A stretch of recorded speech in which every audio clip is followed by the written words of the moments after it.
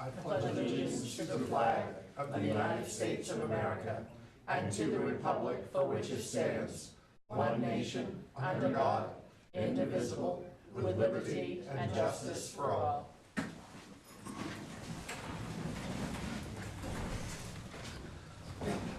Call this meeting to order. The first order of business is public announcements.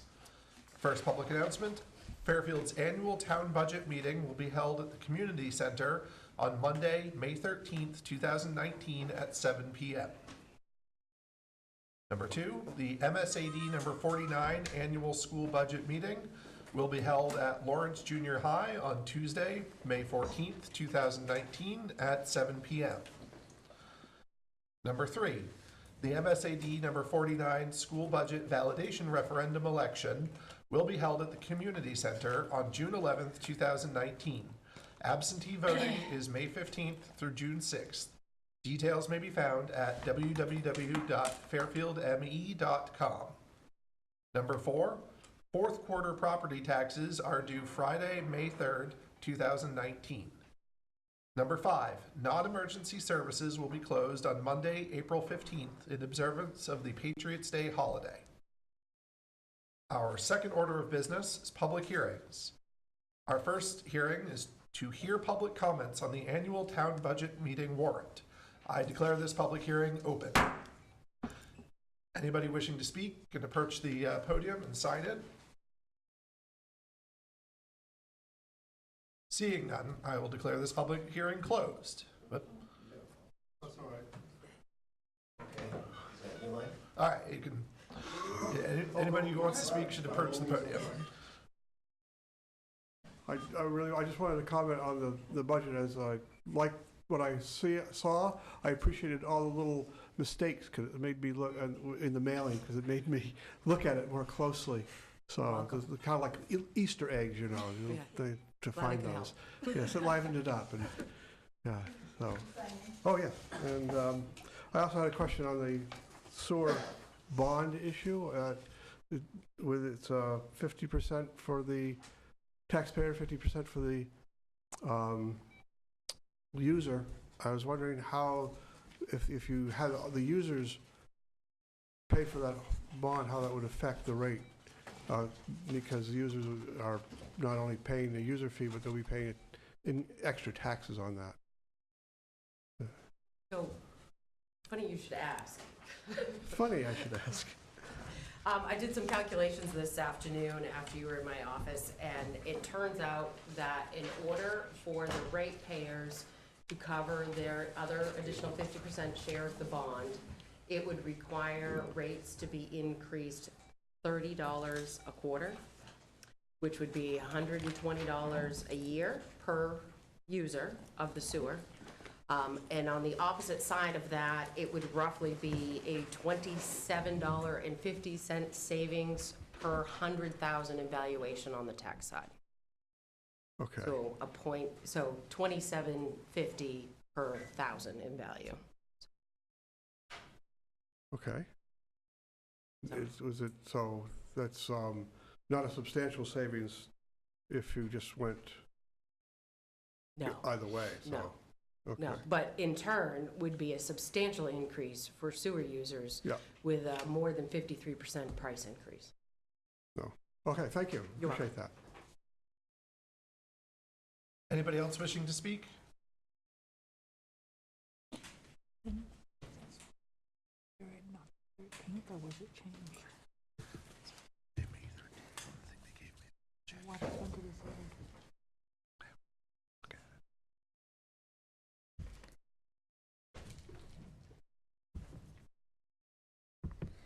Good evening.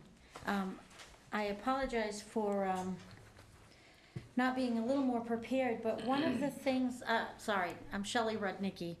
One of the things that I noticed that wasn't on the stuff that we got in the mail was the comparison from last year to this year. So being able to know how much of an increase are we looking at for certain things.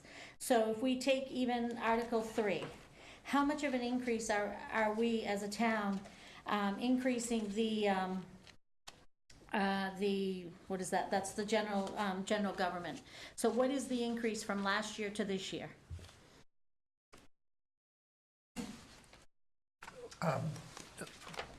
The current spreadsheet for both the council and budget committee recommendation on Article 3 is an increase of $65,221. And a percentage of increase on the employees, like how much a percentage on raises are we looking at? Well, if you would like, I can provide you with my Yeah, budget okay. spreadsheet. There are, Okay. there are some. There's a, okay, I Alright. grabbed one, okay. Again, these are things that, we got the stuff in the mail and, just looking at, to be able to know what we're looking at for an increase, is very helpful, as a public to know, so that if we have concerns, that would have been helpful. Unfortunately, I will say that I'm not prepared. I did not get a chance to go over this prior to doing that. So that was basically my comments and concerns as far as that goes. Thank you. Thank you. I did. Actually, answer her question though about wages if you'd like. If you'd like to. So wages, just to answer your question, were based either on an existing union contract that we have, but the average is roughly 2.5%. All right, Is what thank it's you. been done. Is there anybody else who wishes to speak at this public hearing? Hi, George Hoffman from Nice Corner. This is budget specific, right? This public hearing is specific to the budget. If you Yes. have issues other than the budget, there will be a public comment section that's Yes. open to other topics. I haven't looked at the spreadsheet or the current budget, but it's probably close enough to last year. And I had this question last year, but I never thought to ask it, which was, if I recall, and I don't know if it's still the same case, but broken out of the town budget, the annual cost for the municipal building right here was more than for the library. At least it was last year. And I found that to be extremely surprising because the library has a staff of, multiple people, and it's an old building. I don't know, I don't know what it costs, but this is a new building.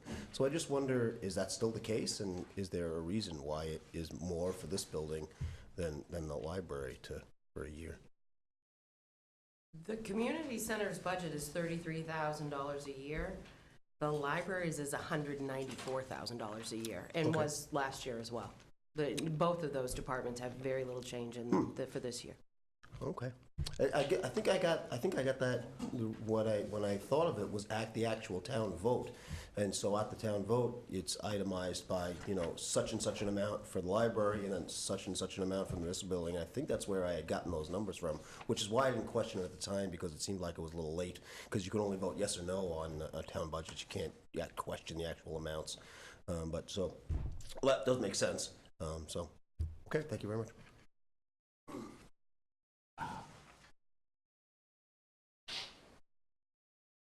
How you doing? Thanks. My name's Kevin Kitchen. This is my first town meeting.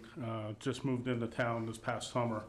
But my question is, much like our representative, when I got this in the mail, I was kind of overwhelmed at the information of trying to understand revenue raised through taxation.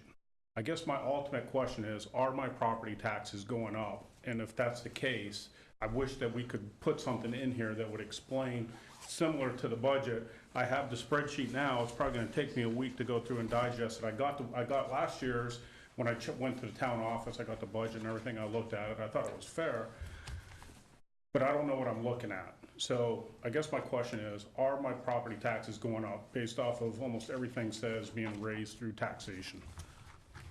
So I would just say at the outset, because your property taxes, and like everyone's property taxes here, are based on three separate taxing entities, the town, the county, and the school, we truly don't know until all three of those budgets are passed what the final tax impact is going to be on on the mill rate, and as a result, anybody's property. If the amount to be raised through taxation from one year to the next increases, then presumably there would be a potential for an increase in tax. However, with respect to this year's budget, So we have actually included something of a fail-safe in that we have a reasonably healthy fund balance and would expect that we'd be able to offset the increases in the budget so that those revenues do not have to come directly from taxation. That would be our plan as of now. Now, that said, whether that ultimately leads to tax stability or tax increase or decrease has to do with the interplay of all three budgets that get passed, because there's only so much that we can do with our fund balance as Right. well. Okay. And then I have one more question, if I may. It pertains to Article 2 in today's agenda, and I'm curious, I have seen throughout my years how this could go array. Is this only in particular to tonight's Articles 2 through 37 that we would allow personnel from other towns or outside entities to come and speak to the town meeting, or lobbyists, as you would call them, whatever the case may be? Because that can get bad very quick. Generally, so the article as worded to allow them to speak doesn't technically limit it. If you pass it, then anybody could speak as long as the moderator believes that their speech is Okay. germane to the topic at hand. A lot of our town staff is not from Fairfield, and so it would be difficult for them to answer questions if they're not allowed to speak at the meeting. It has been my experience that we have not had an influx of lobbyists and out-of-town interests and Professor Harold Hills coming in to sell us on new marching bands at these meetings, but I respect that concern. Okay, thank you.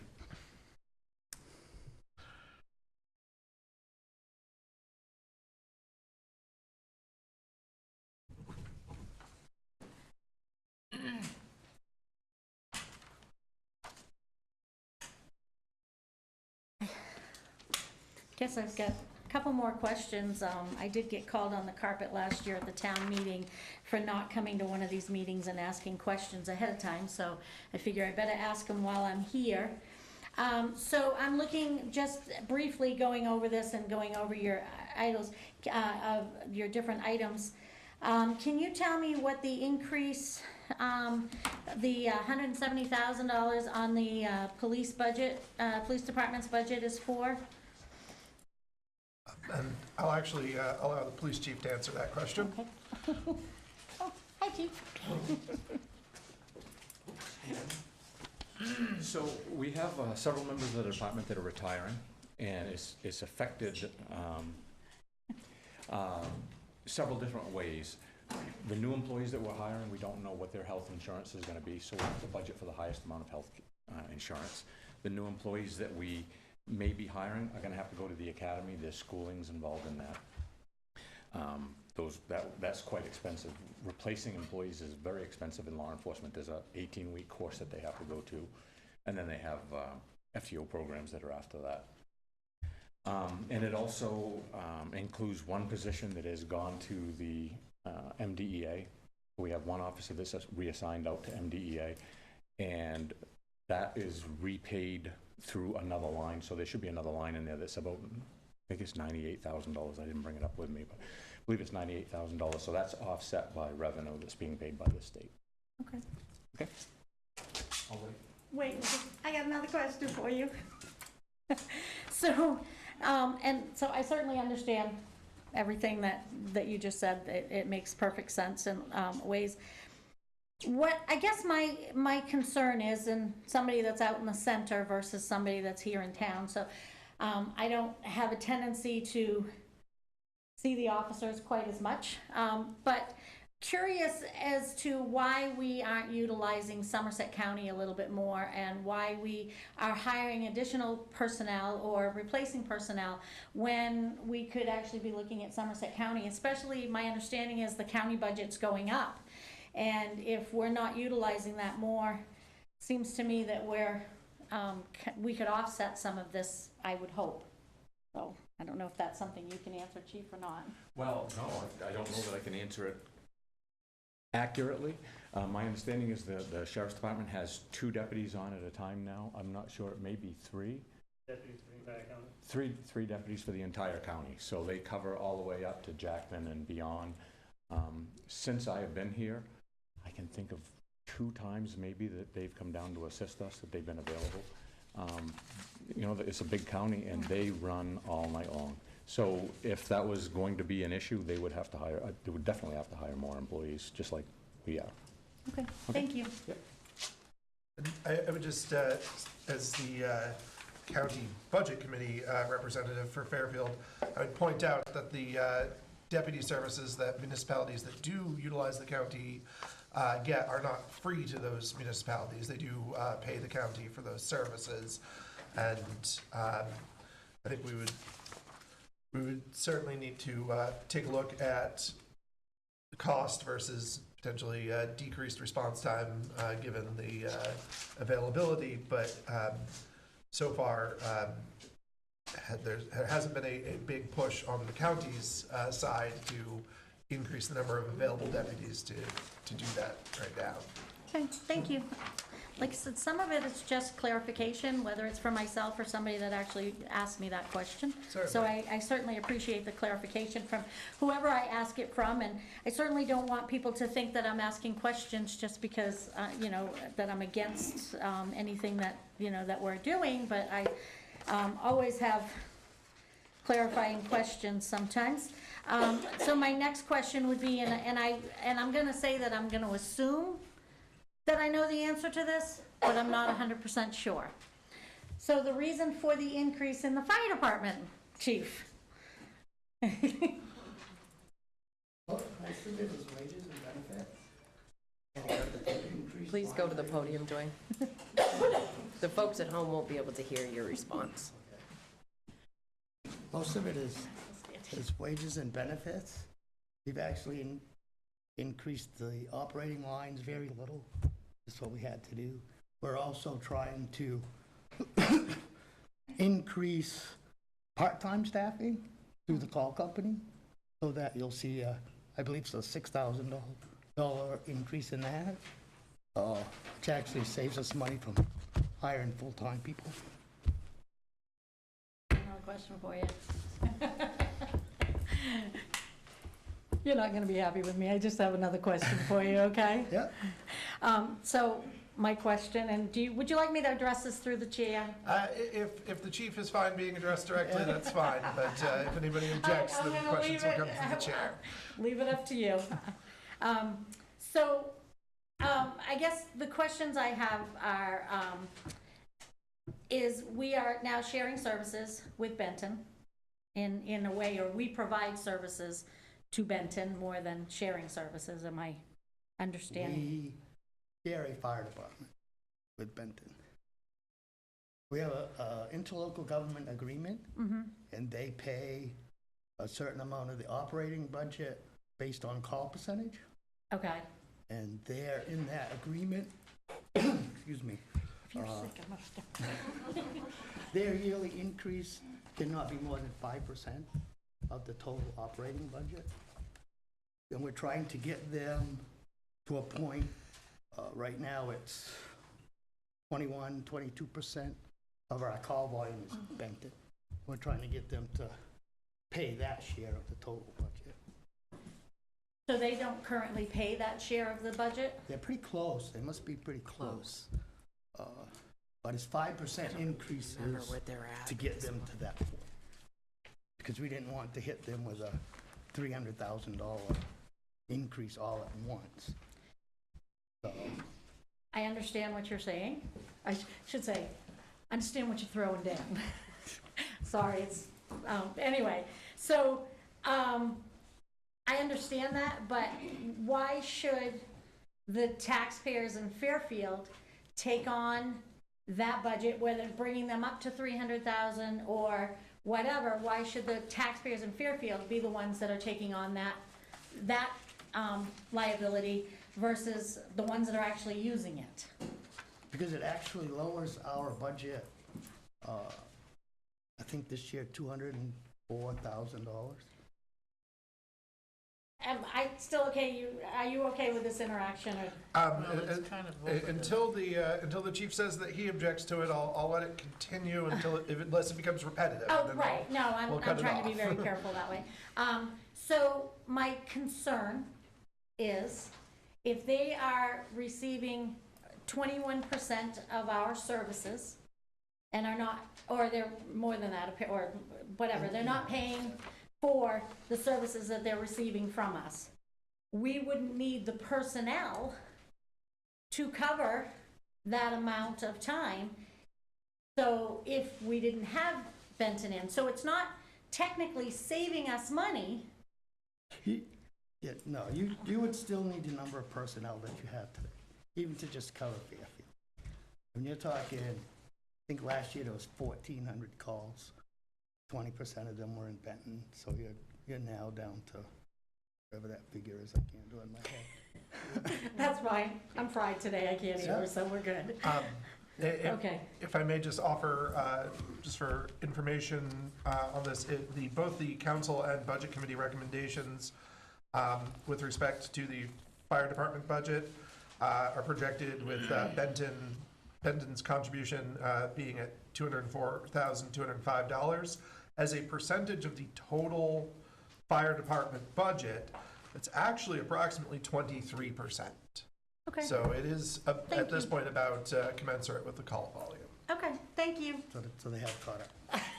Thank you. And just to also clarify that, so folks know, this agreement about the increase of not being more than 5% in any year was put in place quite a few years ago because the municipality, Fairfield, realized that Benton was not paying their fair share. But in order to not hit them with a dramatic increase that their budget could not sustain in any one given year, it was gradually ticked up till they got to the point where they were supposed to be at. Is there anybody else who would like to speak at this public hearing on the annual town budget meeting warrant? I will allow the town manager to. So one, for all of you that came tonight and give us feedback on the mailer and the information that you receive, I want you to know that we really appreciate that. This is only the second year that we've done that and had this process in place, and anything we can do to improve that every year. Like I've already made notes that I need a separate microphone for staff next year so that we don't have dueling pieces at the podium. So anytime you have any feedback like that, we really appreciate it. And even as we go through this process and even as town meeting gets here, we'd love to hear from you. As a general overall, just so that you're aware, we do have quite a few retirements this year within all of our town departments. Every department has been hit except for the library. Every one of those departments has a person leaving that has worked here somewhere in the neighborhood of 20 to 30 plus years. Most of these are individuals that we insure at an individual rate, and because we do not know what we will hire, we've had to anticipate and budget according to them being family plans. So those in and of themselves have caused increases because of the unknown. That has been the most drastic piece that has hit every single one of our departments as we've gone forward. There have been some changes similar to what the police talked about, the chief talked about in the police department, but most all of our departments have just been hit by retirements and the unknowns of what new staff are going to bring. If the budget passes as it's currently presented at the highest amount, which the highest amounts are really tallied underneath the council's recommendation, it's only a 0.38% increase over last year. That's with using the potential $400,000 from the undesignated fund. We do not predict that there would be any tax increase this year whatsoever based solely on the municipal budget. We have heard that the county budget has passed. It has gone up $8,000, $8,171 and some change to be exact. I don't think that that's going to be enough to have a direct impact on the mill rate either. So the only number we have left that we're waiting for is the school. And we won't know what's going to happen until all those numbers come in. The other piece is the fact that right now, every municipality for years has talked to you about revenue sharing. We still continue to talk about revenue sharing. Right now, the projection from the state treasurer's office is that revenue sharing for our municipality will be at $1.1 million. If that happens, there could be a dramatic decrease in our mill rate. The probability of it happening, based upon the budget that's been put forward, is probably not likely. And what you'll find, these budget spreadsheets that are at the back of the room, they are in the town report, which is at the printers and will be out shortly. But one of the things we did this year is that the final sheet of all the spreadsheets is prior years spent, and it shows you 6 years worth of past budgets. It goes all the way back to 2011, 2012. And one of the things that's most interesting is that when you get to the 2013-14 year and you look at the state revenues, there was over a $300,000 drop that year, which has been maintained throughout the rest of the years, which was the shift in revenue sharing that happened within the municipality. So it's very difficult to know that you'll automatically lose $300,000 worth of revenue and try to figure out a way to get your expenses to coincide with that. But we're doing the best that we can. These departments have done a really great job at holding the line. Most of the time, our increases are things that we have absolutely no control over, such as utilities and insurances, that rates are set by other companies. So I think they've done a really good job at trying to make sure we've held the line on this. The biggest discrepancy between the budget committee and the council, because there is a $25,000 difference, is simply basically within the spring cleanup question and recycling. The budget committee did not recommend the funds for spring cleanup or recycling this year, while the council recommended them. There was a conversation during the budget committee, budget committee's process about the fact that it's been left on there so to create a debate at town meeting, because we want to hear from the residents about what it is that you want. $20,000 for spring cleanup for an actually almost $50,000 project is a small price to pay to pick up stuff on the side of the road, but also a large price to pay if what you're picking up is actually coming in from out of town. The recycling piece, for most folks, if you've paid attention to the press and the news, recycling is making no money. It's costing municipalities money. It's costing municipalities a lot of money. We currently use a company here in town that does accept our recycling. We have no control over it once it hits that facility, other than what we pay on a monthly basis. We don't know how much recycling we take to them. We don't know how much they dispose of. They just charge us a flat rate for the year. So whether or not we want to continue that service, or do you want to be, as an individual, responsible of taking care of your recycling, whether it be at the back gate at the transfer station in Norwich Walk, or using the facility over in Waterville, or here in town. So those are the real big differences. But other than that, most everything in this budget is pretty much the same as what it was last year. If you have any questions or comments between now and town meeting and at town meeting, we encourage you to contact us at the town office. We'll get them answered for you as quickly as we can. And any feedback, again, on the mailers or the information that we're putting out is always welcomed, so that we can make sure we're giving the information out that you're looking for. And that's it for me. And Town Clerk? The only thing I would add is that the Adobe file for the annual town report is on the annual town report page of the website, as well as the budget spreadsheets have been online on the treasurer's page on the website. Is there anybody else who wishes to speak on this item? Seeing none, I will now declare this public hearing closed. Our next public hearing is to hear public comments on proposed revisions to the land use ordinance. And I want to be very clear, there are two sections of the land use ordinance subject to a proposed revision. Both of them are open to public comment at this time. It is section 6.3, Main Street District, and section 9.17, Solar Energy Systems. I declare this public hearing open. Is there anybody from the public who wishes to speak on these two sections of the land use ordinance at this time? If so, please approach the podium.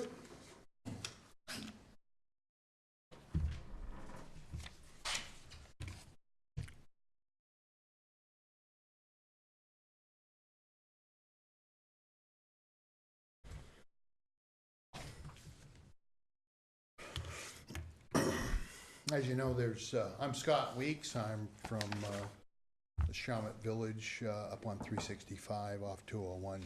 There's been a proposed, or actually approved, plan by the planning board for a 30,600 or so solar panels to be erected in a 49-acre field.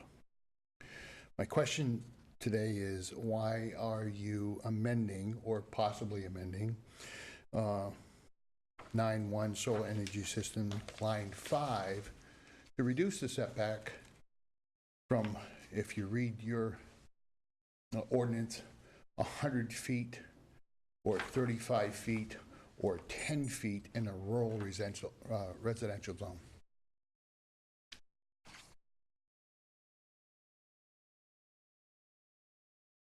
It's actually 25 feet. Yes, if you'd like to. So actually, the setbacks in that is for, the standard setback in our land use ordinance is 25 feet. And during one of the permit applications that we had, we noticed that there was a conflict between the 35 and the 25. And it was simply to correct the 35 so that the 25 was consistent with the remainder. 25 is consistent. Yeah. So the plan that was approved by the planning board, I was told at the planning meeting that it's 10 feet. Or about Setback. that. I can't answer that. Okay, so you're reducing the setback from 35 to 25. Is that correct? Yes. And was there a study done on the closer the solar panels are to a resident or property line is beneficial to the residents of the town? So the piece that was put forward as a correction was simply because when the solar section was added to the ordinance in 2016, it was taken from wording from the town of Winslow's ordinance, and they have a 35-foot setback. So once they realized that the 35 was in conflict with the remainder of the ordinance, the planning board suggested that we correct that section so to make it consistent with the rest of the ordinance. Is there any ordinance that states a setback from a residence that is already existing? I'm not aware off the top of my head. I'd have to read the rest of the ordinance. Okay. So the change is just to be in consistence with the Winslow town ordinance? No, it's to remove an inconsistency within our ordinance. Isn't this based on a state mandated or state recommendation for setbacks for residential property? You're well aware of where I am. You've had some information on what's going on in the community. I am aware of where you are, but I still can't answer your question. Still can't answer my question. I can't. Okay. So what I'm stating, I suppose, if you're an existing resident and a planned project comes in for an SES, solar energy system, a 35 foot setback with a fence is not applicable for those residents that already live there. The setback is from the property line. It doesn't have anything to do with structures. Correct. So if I have a structure that is built in Fairfield that is 10 feet from the line, that means I'll have 35 feet setback from a solar panel. From your structure, yes. From the structure.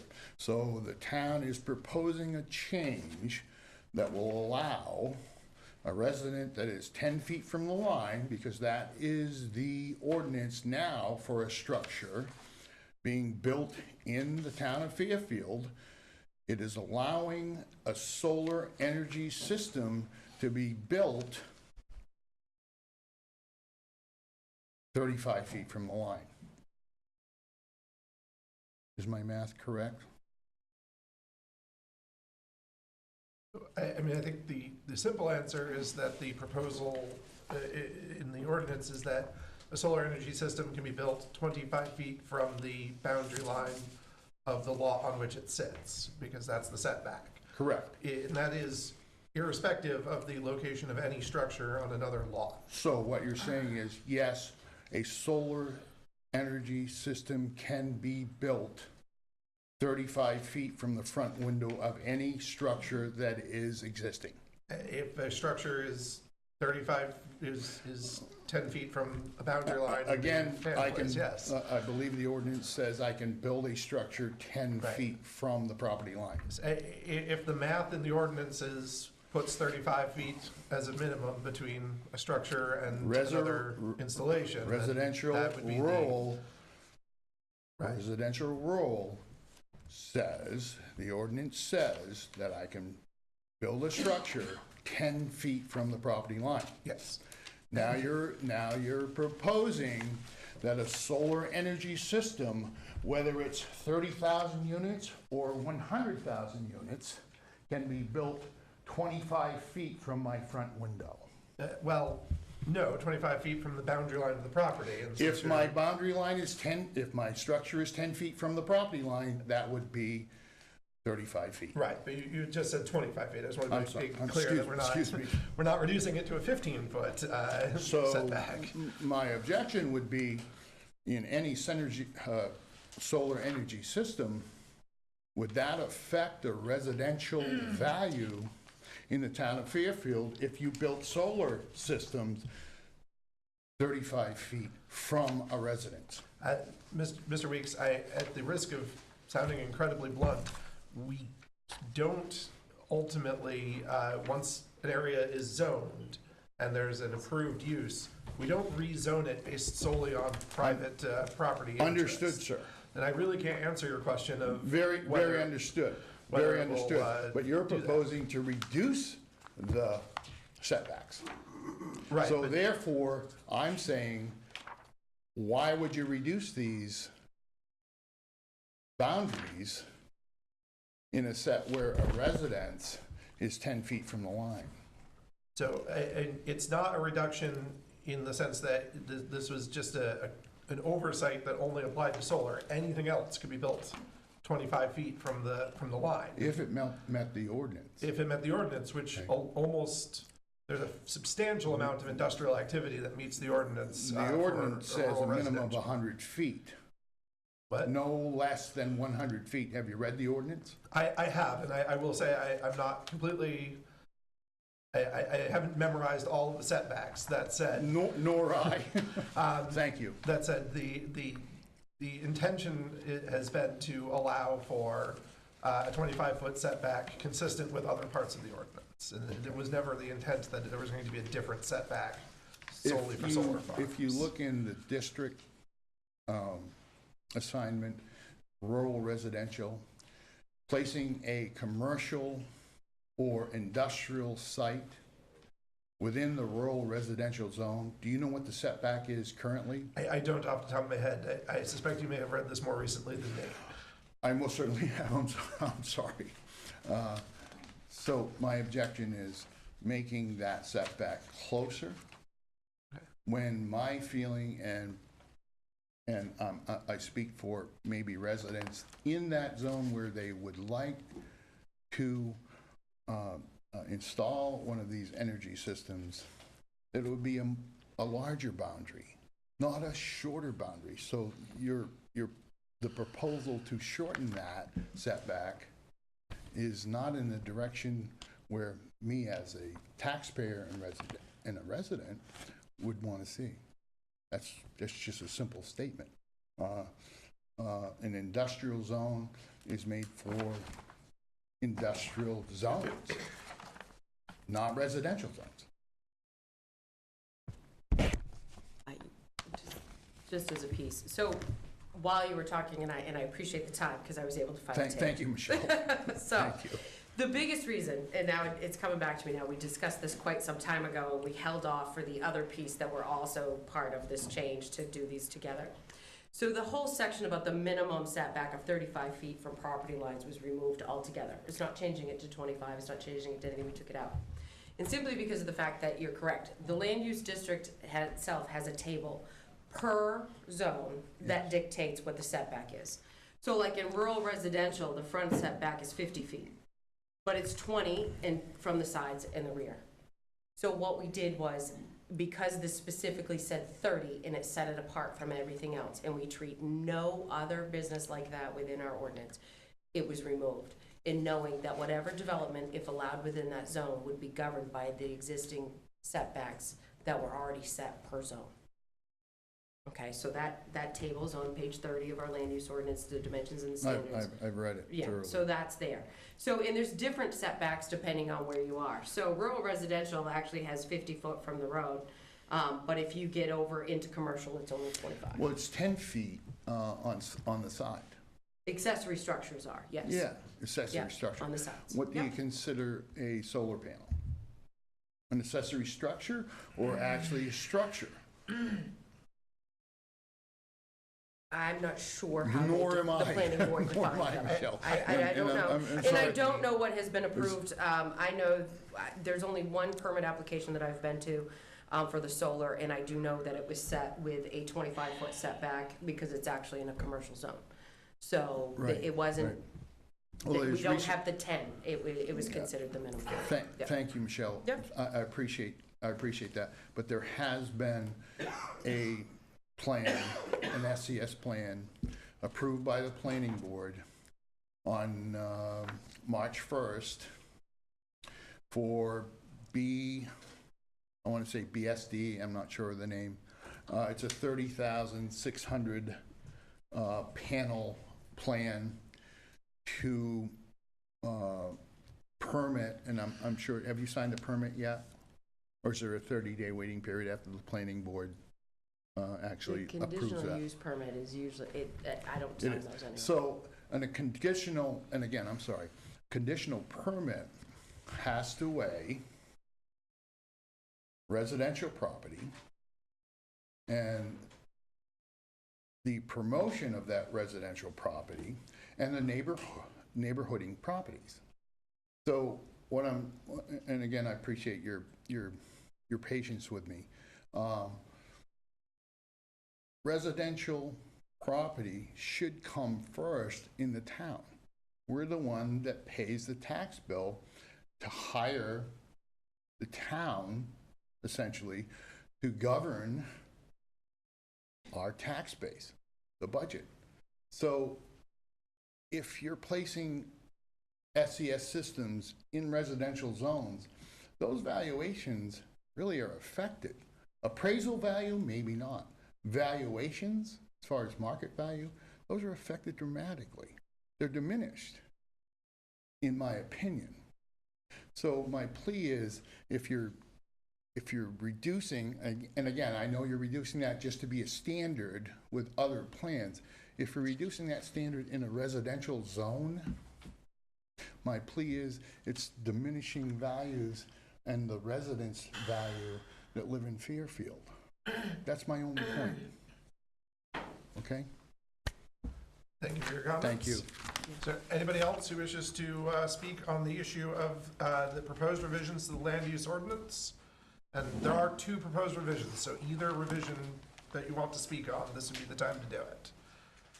Can you clarify the revisions, the separate revisions? Yes, so the separate revisions are sections 6.3, Main Street District, and section 9.17, Solar Energy Systems. And you are absolutely entitled to speak. My name is George Hofgren. I live on Nice Corner Drive. The Nice Corner Drive, if you're not aware, is just north of the area that we're discussing. I have first a question, and I have more questions than I probably do lectures. Where is Mr. Picciotti tonight? So that is actually not germane to the public hearing, but Well, you can certainly ask him about his attendance. Councilor Rowden, you're certainly aware that I've come to the bulk of council meetings, at least in the time you've been on the council, and probably in the last 10 years here. Mr. Picciotti is someone who, while excellent in his character, is someone who is extremely pro-business and pro-development in Fairfield. And this calls into question a matter that I brought up on the planning board myself, which is the zoning of the area. The zoning of the area is very sensitive It's the Kennebec River. We are stewards of it as it passes through Fairfield. And this is something that could have been headed off some time ago. It could be headed off in the future. Now, I don't want to go off on a tangent. I've made that point, and we can discuss that at another time. But I do feel that Mr. Picciotti's absence here speaks to a dodging of what is really a cogent issue Mr. right now. Hopkins, I'm And so loath that to bring- do this, but I am going to say that it's out of order to question the motives of a counselor based solely on their absence. That theme brings me to the next question, which is, so there is a developer who has proposed this and plans to cite it. Is that correct? The There's- land use ordinance amendments were put forth by the planning board. Maybe I'm not making my question clear. This is not being erected by the town of Fairfield, What's not being the erected? solar project. The solar project has nothing to do with the land use ordinance amendments that we're talking about during this public So, hearing. I mean, I guess I might give you a little bit of latitude on this, but if I can just try and understand your question better. Are you asking, is this a publicly owned project or a privately owned project? Yes. Okay, so the town of Fairfield is not paying for or, spearheading this construction. It's a private project. So that brings on my a piece next of land. question, following right on what I just pointed, whether or not I'm out of order, which is when there have been debatable topics such as development in the boundaries of the town in the past, generally all parties are present to kind of hash that out for you, for the council, which I think you are supposed to be one of me, a townsperson. Are they here tonight to speak to their initiative or agenda? So, I will say at this point, I Or again, am I hate to out say of this, order again that I'm your suggesting latitude has run out a little bit. This is not about permitting this project. This is about an ordinance of general applicability. If the parties involved in this have an interest, and they certainly do, they are allowed to come and speak to us, but they're not required to. And at this point, if you do have comments specifically about the proposed change to the ordinance and its advisability, I'll hear those, but. Oh, what is the change to the ordinance? Is it just a setback that Mr. Weeks was talking about? So, do you want Want me to to read? summarize the changes? So there was the change to make the consistency with the setbacks for solar systems. And then the additional change is that within the Main Street district, which Main Street does have its own district, that any new dwelling, home that is created, must be solely above the ground floor. So the reason for this, this was information that was taken from the city of Bangor, who did something else similar to this, where they saw that their downtown was disappearing. It was turning from commercial to residential, and this was done so to ensure that any ground floor existing commercial space stayed commercial space and was not converted into residential. So to save our downtown Main Street district. Now, that being said, there is an option that if you, as a property owner, can demonstrate that you cannot possibly make a profit and it's not viable for you to keep that area as commercial space, it can then in turn be turned to residential. But a lot of our commercial space in our downtown is being turned into residential homes and not being available for businesses. So what they did is that they created a section within the Main Street district that says, all newly created dwelling units adjacent to Main Street must be wholly located above the ground floor. All newly created dwelling units may only be located on the ground floor adjacent to Main Street upon appeal to the Fairfield Board of Appeals, if the property owner can demonstrate that the property is otherwise incapable of earning an economic return on its value as appraised by a qualified real estate appraiser. So it was simply done so to express the fact that we want to make sure that our Main Street district stays a commercial district and doesn't turn all of our storefronts into residential homes. Okay, so that really has almost no bearing on the solar That facility. has nothing to do with solar. Okay. And then the, And then the other piece, the second one, was just simply for the setback consistencies with the remainder of the ordinance. So I don't understand how, especially where I come to council meetings, I can learn of this large-scale development going on also effectively in my front yard, through the newspaper, not through some other channel. There's Facebook, there's other meetings and whatnot. It's frankly astounding to me. But moreover, I feel that it's been somehow allowed to not be really very public, just as certain persons are not here tonight who might speak to their interests. Again, Mr. Hofgren, I'm going to say it's not in order to comment on the motivations of people But I'm being not here or citing being individuals, here. I'm citing what seems to be a lack of due diligence on behalf of the town to allow the people in that area to determine what the character of their area will be, which speaks directly to, I can read it to you if you want, it's on my corkboard at home, which speaks directly to the vision of the town, which was set up by the Strategic Planning Committee, which was a much larger body than what's here right now, and still living in the town. This is not a right thing. Now, I don't know if I made a comment on the online Sentinel article that came out yesterday. Did anybody read my comment? I did read your comment. Okay, Mr. so Hofgren. hopefully, and I do tend to sometimes come in with a somewhat critical bent to many topics that I bring up. But this is separate from my often critical topics, which is that this applies directly to not only my house, but the area. I didn't choose to live there simply because it wasn't nice. It is nice, and it's going to be certainly less nice. And that's been allowed to happen. Just this meeting that we're having right now. This is public comment. I'm the only person here. I'm here because I stopped to get my mail an hour ago, and here it was posted. Mr. Hofgren, I'm going to interrupt you for what we call point of information, which is to Tell me simply where point out that there I'm are wrong, or- many members of the public here, and you are not, in fact, the only person who has commented on this ordinance tonight. I think that if so- they had more than a day since the newspaper article, I have a hunch that there would be many, many more people here who live in that area heading up towards Hinckley who would have an opinion about what's going on. I don't think that they know this is occurring right now. I don't know, I feel like I'm being chided over what I just pointed out as something obvious.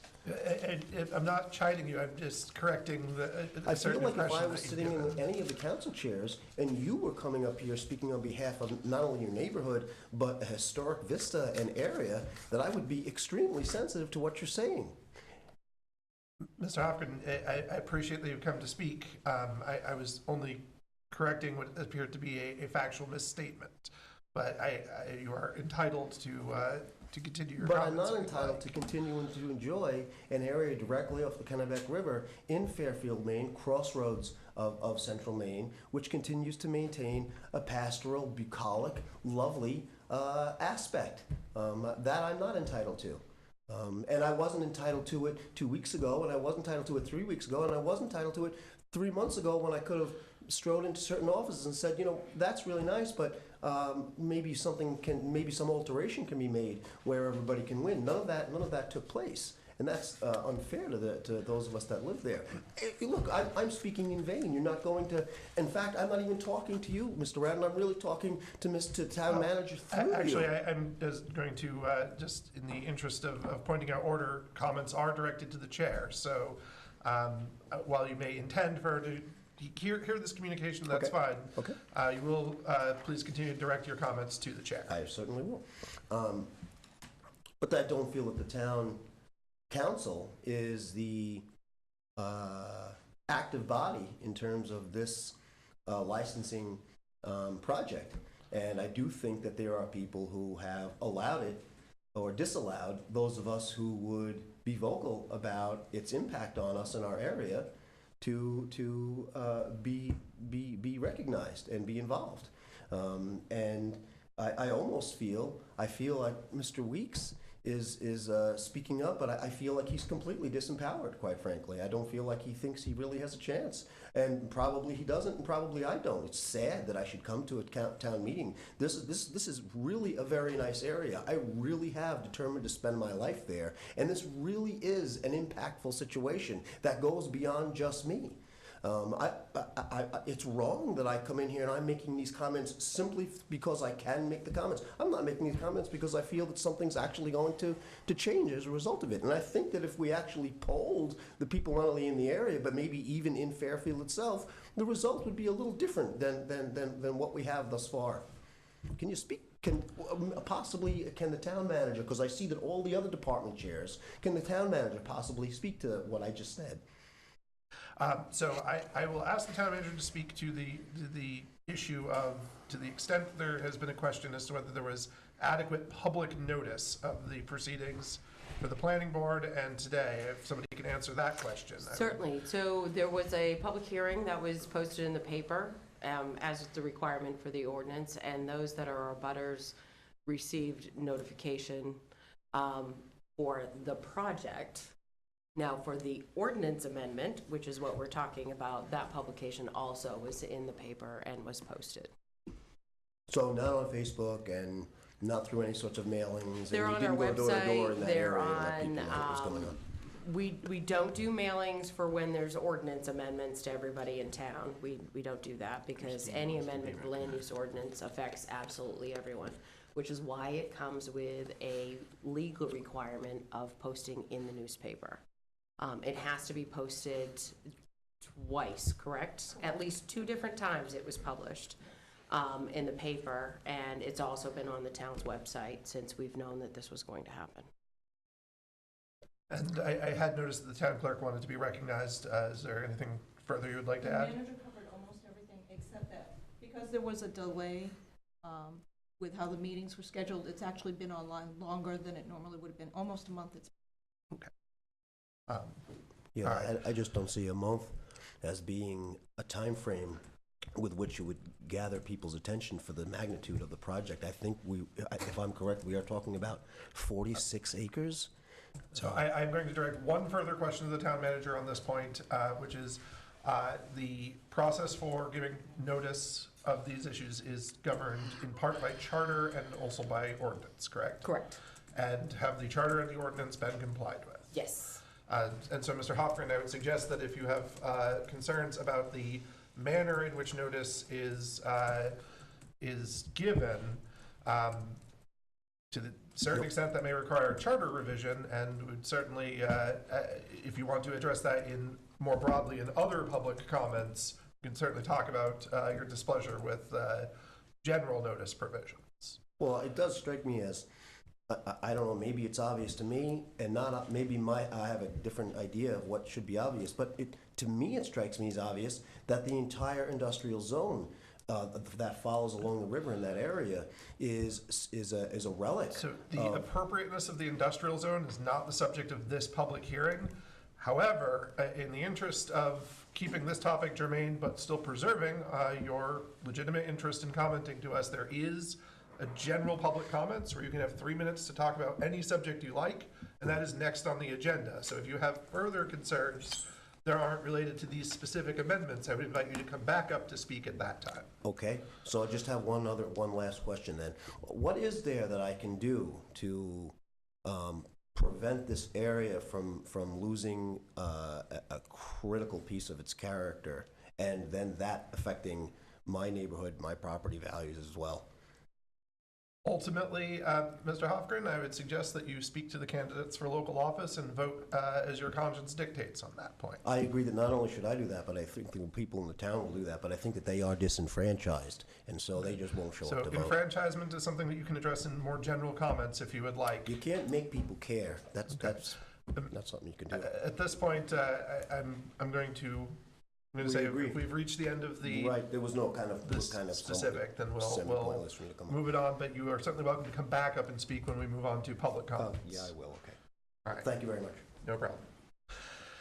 Does anybody else wish to speak at this time on the land use ordinance amendments? Seeing none, I will declare that public hearing closed.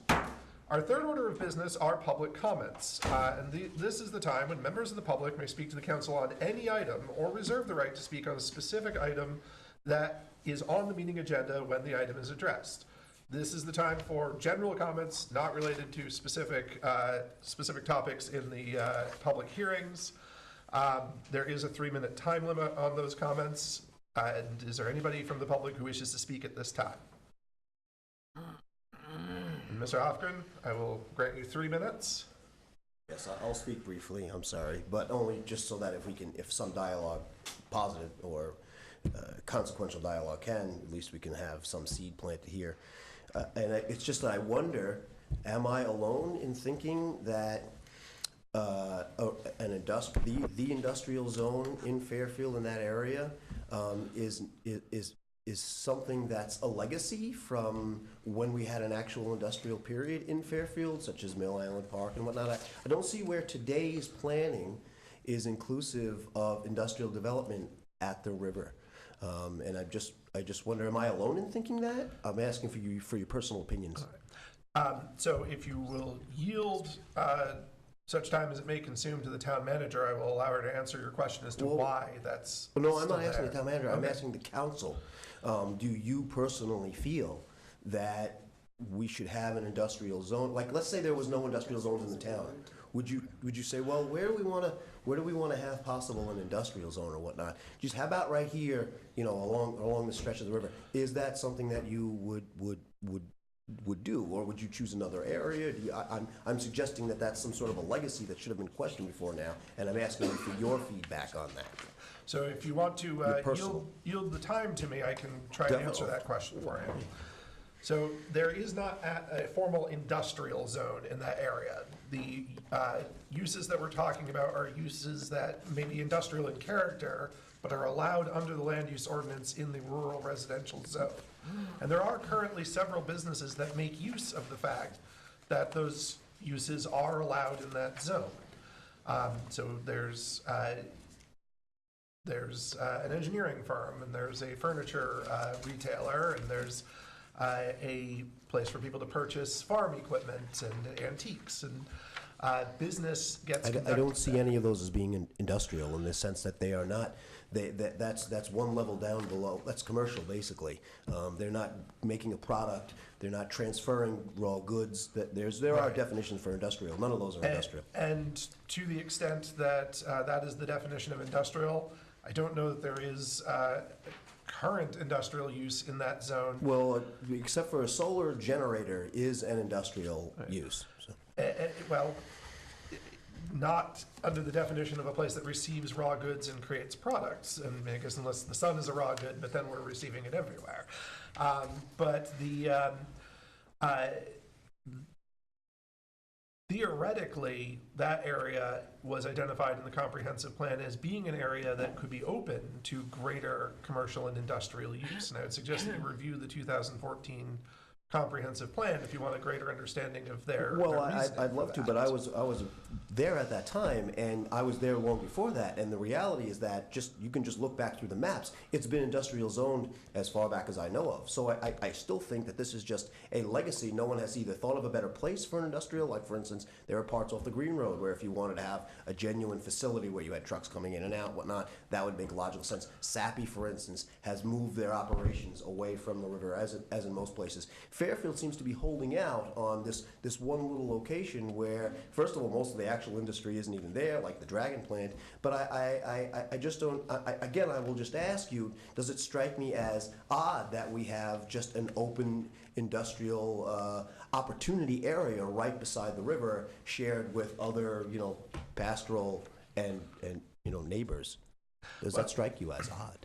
It frankly doesn't strike me as odd. 201 is a major thoroughfare for commerce, and the 201 if we go runs to that area. Skowhegan, they have an industrial Mr. park. Hofgren, I hate to inform you, but our 3 minutes for this colloquy has expired, and so I invite you to come back to future meetings, and we can continue this discussion if you would like.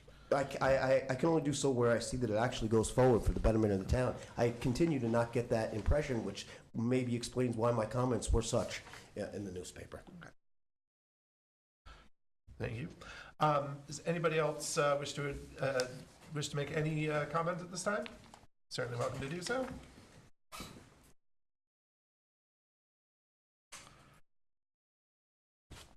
I just thought I'd take this moment to just to give you a little bit of a legislative update, if that's okay. Certainly.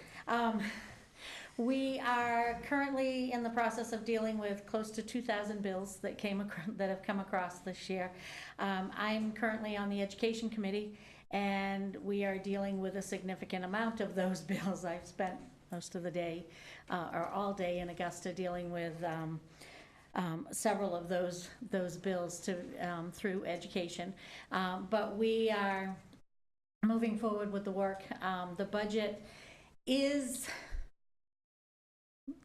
it's going to be high. And I want to just go back to something that our town manager had alluded to, is the revenue sharing. My understanding, the governor's budget has actually requested a 2.5% this year for revenue sharing. I do know that there is a municipal caucus, which I am a member of, but that we have discussed that revenue sharing. I'm not totally on board with what they're looking at, but they're trying to push a 5% revenue sharing.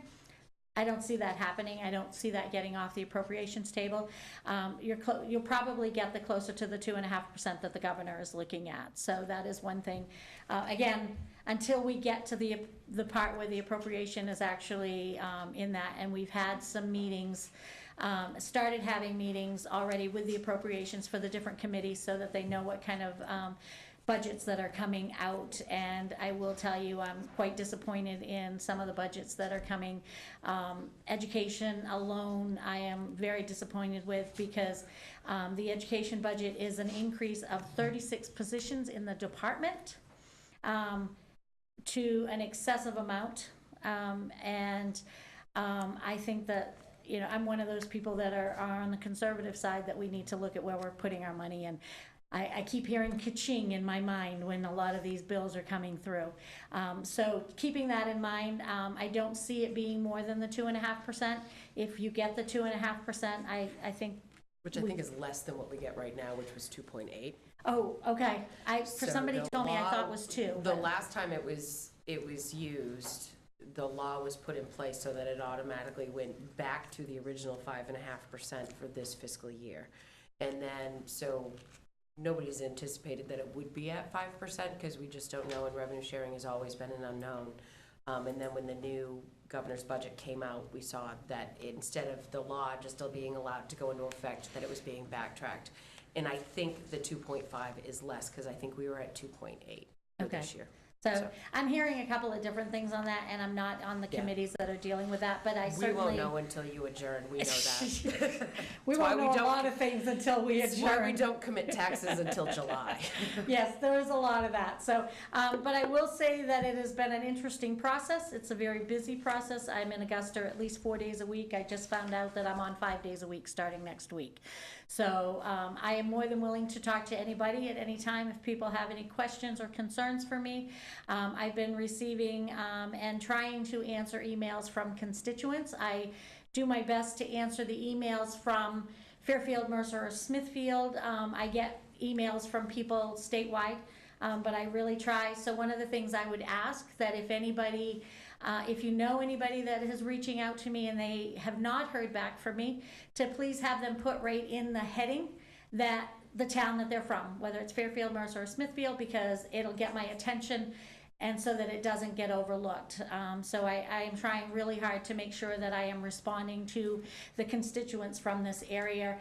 We won't always agree, and I'm always willing, but I'm always willing to talk to people. So I've been trying to handle it that way, and I think I've even heard from representative. So thank you. No, I understand. Thank you. Not a problem, but thank you, and I'm willing to answer any questions anytime. Thank you. All right, is there anybody else who wishes to speak at this time? You may certainly speak. First of all, I want to thank you for your sacrifice in serving the town. It's a big job, and some have stress levels higher than others. I run a small business in Maine, and I surely do know what governance is. Thank you, number one. Number two, did you have any other analysis on the 35, and I know I'm on this because I'm directly impacted on one that has been approved by the planning board. Have you had any other input in any other towns on their setback rules? I know there's a project in Madison that has been done in their industrial park. I know there's also been a project done and completed on Route 2 in Pittsfield by the Chimbrow Corporation. I'm wondering if the town has ever contacted them to see what their plan was and what their ordinance actually depicted. If you're willing to yield time, I will I yield time, thank let you. the town manager answer that. So I can't answer that for you off the top of my head, but I can answer that for you tomorrow. It would have been the code enforcement officer who would have done that research, and I do believe it's been done, but I can't give you an exact answer tonight. Okay, But we can fine. get it for you tomorrow. That's if you fine. want. You're going to get more information Yeah. from me shortly, so. So that's fine, I can get it. I and find out appreciate that, tomorrow. Michelle. Okay. A lot of times our setback requirements too, so as the municipality this size is required to follow MUBEC, which is the main universal building code. Sure. And a lot of those minimums are dictated by that code Right, as well. and those are So- recommendations by that particular entity. The town doesn't have to follow that. We can't be less than what Oh, the you state can't be less statute than. says. We So it's can the be greater we than. can be more, but we Okay. can't be less. So Sure. if they say you have to have a 10-foot setback, we could do a greater setback, but we can't do a Right. less. We The can't say, no, greater we're of- just gonna do The greater of 5. any ordinance also Right. rules according to your ordinance. Yes. So have there been any studies done in accordance to these? And again, I'm trying to focus on the setback because that's what you're trying to topic tonight. Has there been any studies done in the effects of that setback to existing residential properties? That's a question that I might have. I yield my time. All right. Is there any answer to that question? at And I this point? don't have an answer to that, but I can find out. So again, as a resident, I have those questions. Right. Just because fair only comes to town once a year. But again, fairness to a residential rural resident should be the same or at least similar to the consensus in central Maine. And that's all I'm asking.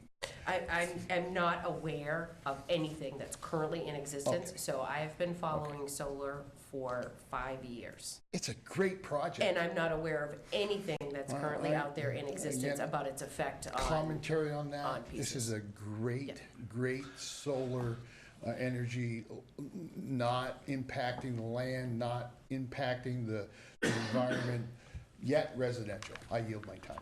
Thank you, and that is good timing on your part. All right, so, is there anybody else from the public who wishes to speak at this time? I promise that no matter how long we go, everybody will get at least one turn to speak. So if there's anybody who feels like, they haven't had their turn yet, this is your turn. You may certainly come and speak. I just had just a quick question that kind of came up when this gentleman, John, had spoke. As a new resident to Maine, honestly, I don't really know a lot about Fairfield. We moved here this summer, but he had brought up a point about, you had said that it was posted in the newspaper, the planning meeting, this and that. Just as a new resident, to be aware of what's going on in the town, that's why my husband and I came to this meeting. Is that the only place where announcements are posted in the paper, or is it something in a website? We found out about this meeting because of the flyer that was sent to us, and we were very active in our previous state and community, and we want to be involved in this community. And so I guess my question is, where do we find out what's going on in the town? So normally pieces are in the newspaper because they're dictated by law. We don't advertise a lot in the newspaper because it's very expensive, straightforward. What I would encourage you to do, though, is to constantly visit our website, our public notices section. We put new pieces there. Even things that aren't required by law to be in the paper are put there. We try to use our Facebook page, so if you haven't liked the Town of Fairfield Facebook page, please do so. So you'll get those notices as well.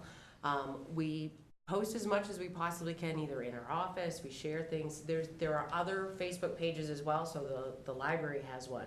The police department has one, the fire department, Crossroads-TV, which is our public access station, has one. So we use those as best we can, but the website's gonna be your best bet. That's where we really put most of our stuff. We also try to make sure too, at any point in time, when we know we have things that are up and coming, like where we announced at the beginning of this meeting, the up and coming school budget meetings and those pieces, we do those at the front end of our council meetings. So if you're not able to watch us at home on channel 1301, we also have a YouTube channel, so you can watch our meetings there live as well. And our agendas and minutes are posted on our website as well as other pieces. So if you're looking to find out electronically, that's going to be your best bet, is to use our website and go to there. Are you willing to yield to the clerk's answer as well? Yeah. Please go. For anything that's a public notice or a public hearing, those are posted at all 3 post offices, Oh, yeah, Fairfield, that's true. Shawmut, and Hinckley as well, in addition to the other locations that were mentioned. And can I have your name for the record, please? Cindy Kitchen. I'm sorry? Cindy Kitchen. Cindy Kitchen. Thank you, Cindy. Thank you. I was gonna ask her that. And also too. too, ma'am, also too, on that website, if you want any questions, you have questions, you can ask any of us in a public office. There's a site there. You can click on the site. It comes up with our emails. Okay. Hey, thank you. Thank you. Is there anyone else who would like to speak at this time? Seeing none, we'll move on to the fourth order of business, which is reports from staff and committees. And we'll start with the town manager report. So on March 28th, I did attend and manned the booth at the B2B Business Showcase along with members of our Economic and Community Development Committee. We spoke with many people regarding our TIF districts and our facade and marketing program that we currently have going on. We talked to a lot of folks who have at-home businesses that are really interested in our marketing program. So I was surprised at the number of those that were there, so that was really good. Got a lot of good feedback. And then also that same day, that evening, I attended the KRDA First Park annual meeting. Their annual budget was passed with no increase to the municipalities unless there's a change in our municipal valuation for this year. And I was also elected as their new president-elect, so which basically means that I will serve as the vice president for the next 2 years and then would become president for the following 2 years. The Economic Community Development Committee did meet on April 2nd. I will come back to that with other boards and committees unless Peter wants to add. April 9th, which was just yesterday, KV-COG had a meeting. This has been our second meeting 2 months in a row. We haven't had a quorum. We don't know if it's the weather, but we're having trouble getting a meeting off the ground at KV-COG. But they're doing a lot of work there with their new director, some new staff, some big changes are being made. Just as some updates and some different projects. I've been contacted this past week by CGI. They're the folks that did the community showcase videos that are on our website.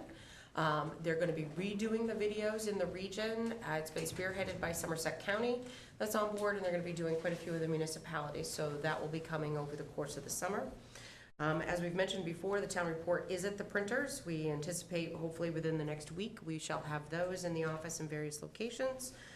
I had reported to you a while back that we were going to be getting some funds from a supplemental environmental permitting program through the railroad where they had a fine they had to pay. We were going to receive some funds as well as the city of Waterville to do a roof drain project. We were going to purchase video camera equipment for our sewer systems.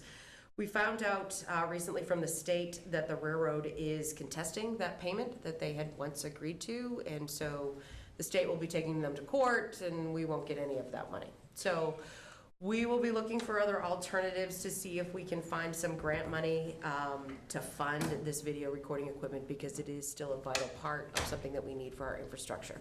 But we'll be addressing that when we come back to you with the sewer department's budget in a month or so. And then Finishing touches are being put on grant applications for the fire training facility, so we'll be reaching out to the state as well as the county's TIF district. So looking for funds for that to continue to go forward. We have letters of recommendation rolling in from surrounding towns. And then our negotiations with DEP on the town's closed landfill with regards to the solar project that will be happening there are finally complete. We anticipate that the lease and operations agreement will be coming to you at your next council meeting for all of that. There are some minor pieces that we will need to do on our existing landfill for some gas vents. And there's a process being put in place to take care of that. So, but that project is wrapping up and hopefully they'll have construction this spring. And that is it for me, for my reports. Are there committee reports? You want to report on economic community I development? wasn't there. Oh, you weren't there at the last meeting. So Right. economic community development is working towards doing a, basically, we're going to do a open house ribbon cutting for the new land bridge that was created to connect the trail system between the school and the Pal Fields in the back there. We'd like to do an open house for that, so to let people know that they can cross that trail system there. In conjunction with that, we're looking at partnering with the schools. It's junior management, JM. Oh, JMG. Yeah, It's, JMG. It's Jobs for Maine's Grad. Yes, thank you. Looking at partnering with them to help with some plantings in our downtown area and in the Veterans Park. So we're looking to make an all-day event with it. That will be coming up. We're working on those details. We're still looking into playground equipment, whether it be for this playground here next to the community center or over on Mill Island. And then they'll be looking to have some conversations too in the near future with PAL and their expansion process for what's going to be happening down at the end of Industrial Drive. So they're working on those sorts of things. All right. Are there any other committee reports? Seeing none, we will move on to the fifth order of business to waive the reading of and accept the minutes as printed or amended for meeting number 20196-06 held on March 27th, 2019. So moved. Second. There's a motion and a second. Is there any discussion? Seeing none, I will call for a vote. All in favor of approving the minutes? Any opposed? Any abstaining? That passes. The sixth order of business to approve the treasurer's warrant. To approve the treasurer's warrant number 60 in the amount of $152,796.85. So moved. Second. There's a motion and a second. Is there any discussion? Seeing none, all in favor? Any opposed? Any abstentions? That passes. We'll now move on to the seventh order of business to take action on the following items of business. Item number 19-29. Ordered that the town council hereby approves and signs the 2019 annual town budget meeting warrant. So moved. Second. There's a motion and a second. Is there any further discussion? Just one and two, I know the budget is not set yet. I don't know if there's any more chances to talk about it, or is it all set to print, or The town's portion of the budget? town portion, yes? This would be our last opportunity to do that. Once we approve it tonight, it will be set to print. Okay. So is there an item of No. concern for you? No. Okay. Anybody else? No. Seeing none, all in favor of approving the 2019 annual town budget meeting warrant? All opposed? Okay. I am going to briefly set aside the vote and reopen the debate, because the fact that you're opposed to it, I think I would like to know why, unless you really don't want to tell us. But if there's something that we should be debating, I would like to know it ahead of time. I know it's my first 3 months on the council. Mhm. And I attended the 2 weekends on the budget for the town council and the budget committee. I know we're not probably raising any. Just a concerned counselor, a former, I'm still a citizen of when I ran for being a counselor. A lot of people was talking why our taxes are high. That's why I ran. And they're saying they can't live in Fairfield because the budget tax is so high. And I know a lot of people are gonna move because of the taxes keep going up. We have a lot of senior citizens. We just had, so many people just had their, almost their properties taken away. So, my just concern is,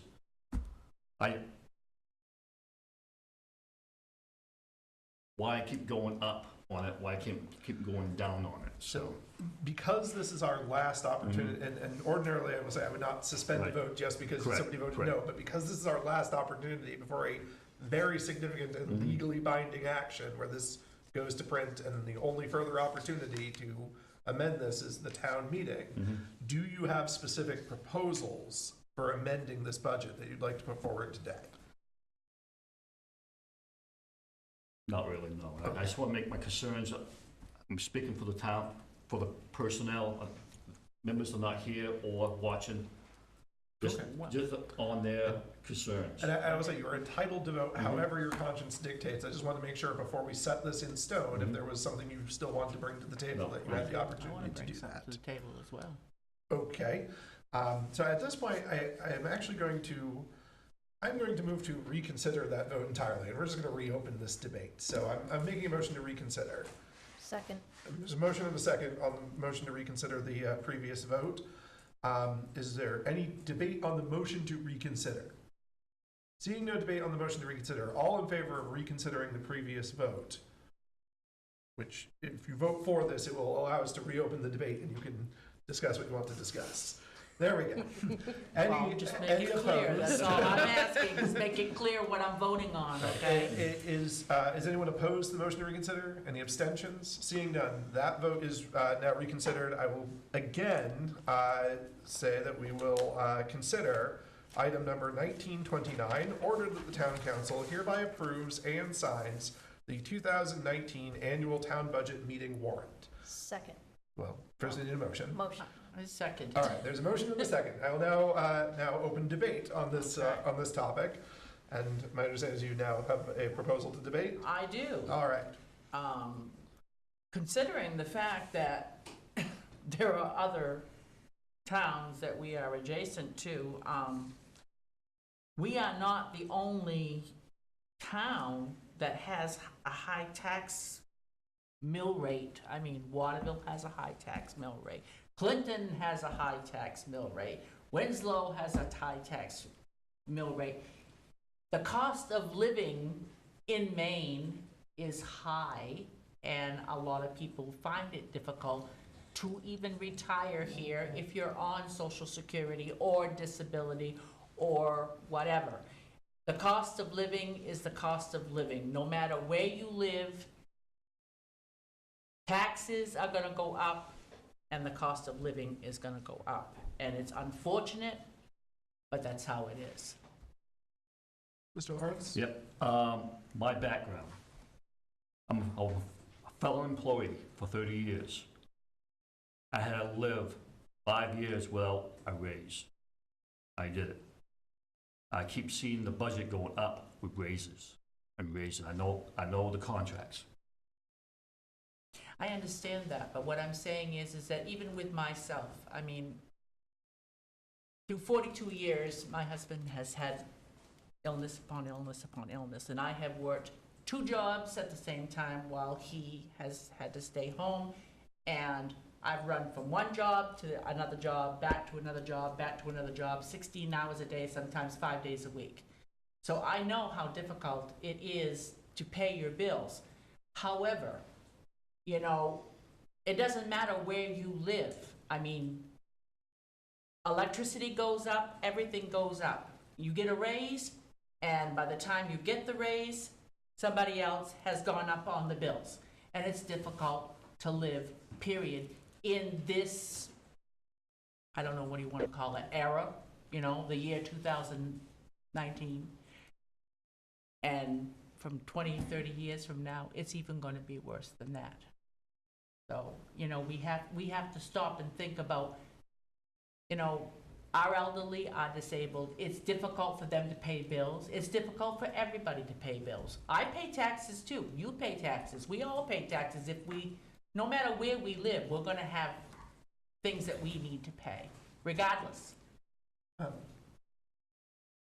So, when I first ran for office, in the middle of summer, I was knocking on everyone's door in town, walking from house to house, talking to them for as long as they wanted to talk to me.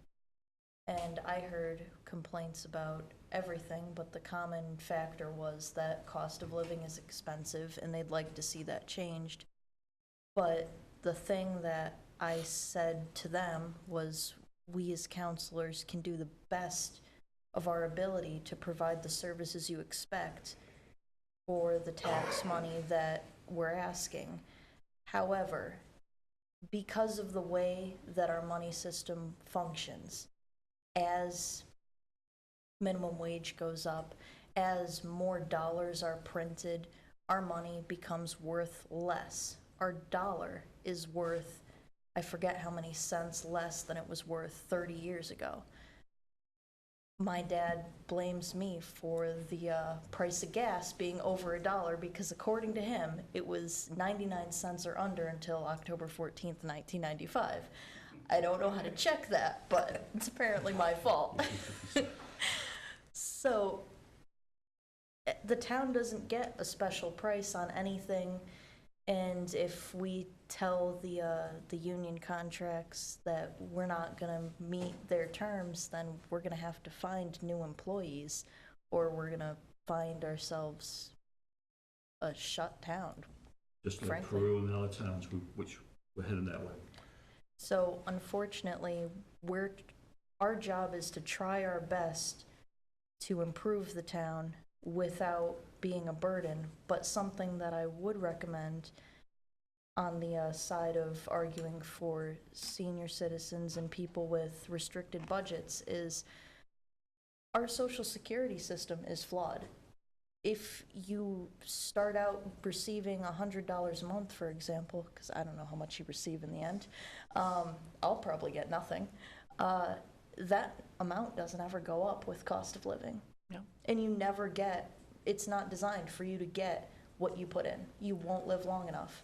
My dad calculated it, he'd have to live to 110 to get what he paid in and not $1 more. And the death benefit is $255 for a surviving spouse. I do just want to jump in very quickly because I was very quick to correct Mr. Hofgren when he said something I believe was a factual error, and I want to assure everyone I'm not playing favorites, but I do believe the town actually does participate in certain purchasing programs that give us a somewhat more favorable position over people in the general market.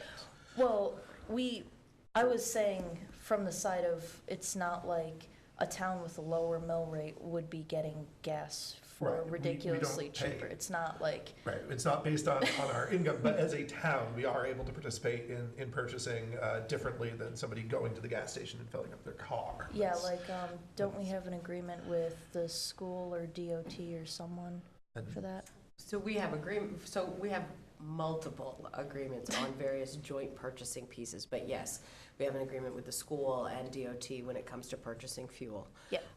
We do a partnership project when we do our winter sand with the city of Waterville. We get bump signs and culverts and those sorts of things, and salt based upon multiple bid processes for multiple municipalities through KV-COG. So anytime that we can share, and reduce our costs, we do that. Okay. Right. So one of the reasons I wanted to make sure that we reconsider and reopen this debate was just to see, before we move towards any sort of final vote here, does anybody have any specific amendments that they want to make to the budget at this time? I do not. Okay. If there are no specific amendments, I am happy to continue debating this to the pleasure of the council, but, I do want to reiterate, Mr. Lawrence, I do not expect you to feel any pressure to change your well-considered position. I simply wanted to make sure that everybody had a that's really just adequate my- opportunity just to my air view and their things like that. views. Okay. Is there any other debate on this topic at this time? No, I think I've said enough. And so, seeing no further debate is in order, I will call for a vote at this time. All in favor? All opposed? All abstaining? That is 3-1, with Mr. Lawrence opposed, and that passes. Yes. And again, just want to reiterate, always feel free to vote your conscience, Sorry. even if you're the only one. I lived through state shutdowns, federal shutdowns, Yeah, and things me like that too. for the last Me too. 50 years. Me too. So, And the next item is item number 1930, ordered that the town council hereby adopts the land use ordinance as amended. So moved. second. All right, there's a motion and a second And from, 2 seconds. from all corners here. Is there any further debate on this? No. So I do want to thank the people who came to comment on this today. I suspect that, well, I guess I won't prejudge the vote, but based on the fact that we haven't had any further debate come to the fore here, may not be happy with the result that we're about to hand down, but I really do appreciate you coming and participating. And my hope is that in time, we will all find this project to have been beneficial, both at a collective and individual level. Hopefully. Is there any other debate? Seeing none, I will call for a vote. All in favor of the amendments? Any opposed? Any abstentions? Seeing none, that passes. All right. Item number 1931, ordered that the town council hereby signs and approves a certificate of commitment in the amount of $113,089.20 for the third quarter fiscal year sewer billing for the period of January 1st, 2019 to March 31st, 2019. So moved. Second. There's a motion and a second. Is there any discussion? Seeing none, all in favor? Any opposed? Any abstentions? That passes.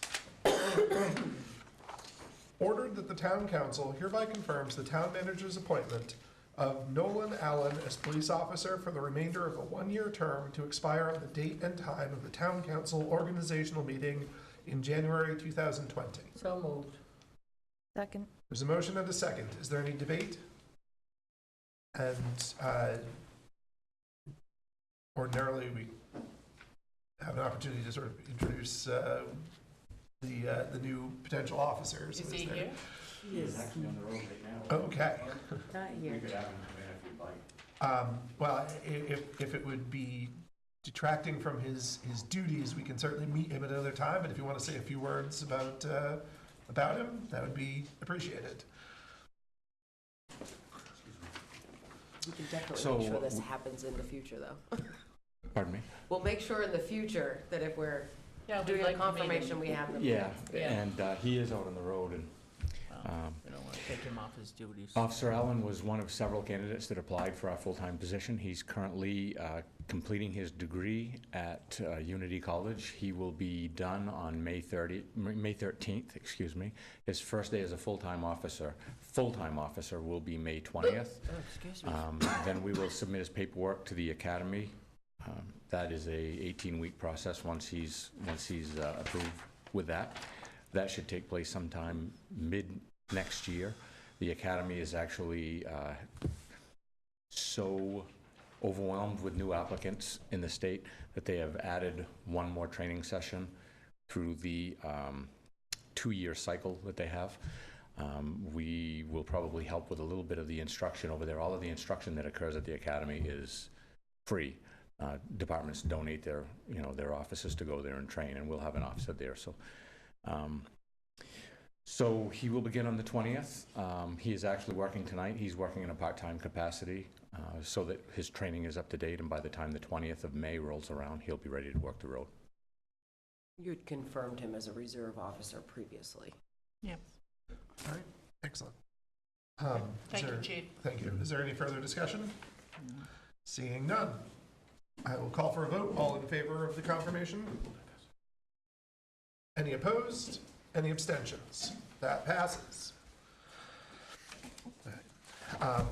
Item number 19-33, ordered that the town council hereby considers and awards bids received for road paving. So moved. Second. All right. There's a motion and a second. Just-